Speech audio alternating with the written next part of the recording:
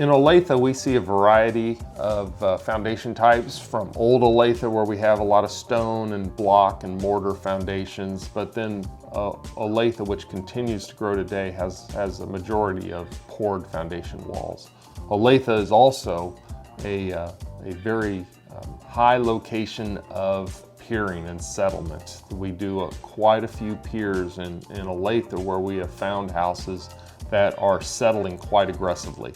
There is a lot of soil composition, there's a lot of clay in our soil composition in Olathe, and that clay is receding back in the dryness.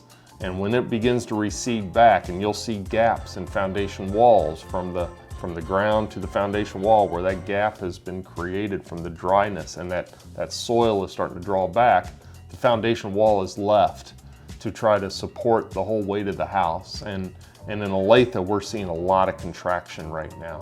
And with that contraction comes a lot of settlement. So we find ourselves doing a lot of piering in Olathe, specifically during these summer months. Now, come springtime and even late fall, when the rains start to settle in, these cracks that have been formed from the dryness over the summers are going to begin to leak, most likely. So at KC Pier, we have a variety of applications, from crack injections to sump pumps to drain systems, both interior and exterior drain systems, to adding some structural integrity to some of those cracks that have formed with some carbon fiber techniques and interior I-beam wall braces, and even some main beams that have been moved and settled. We actually have the ability to, create concrete footers or replace main beams and posts with adjustable posts, so the house can actually kind of adjust, move, and live with the changes in the season.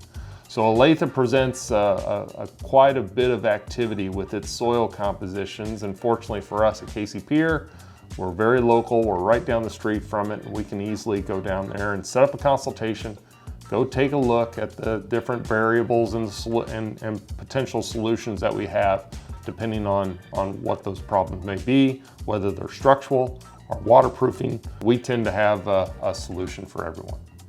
I guess the biggest problem with foundation problems, whether it's cracks or water in basements, is the issues just simply don't resolve themselves.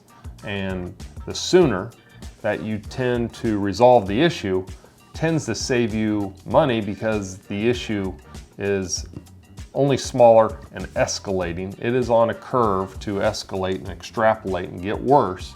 And the repair bills, as the repair gets worse, only get bigger. So we can go, for example, from a 2 or 3 I-beam wall and resolve that for just a few $100s. But if you allow that wall to continue to move, that wall can then become a few $1,000s. And most repairs, when it comes to whether it's structural and settling, or walls or cracks that are getting worse, or waterproofing, if the water is showing up in one corner, it'll begin to kind of spread along the walls and maybe find itself through different corners.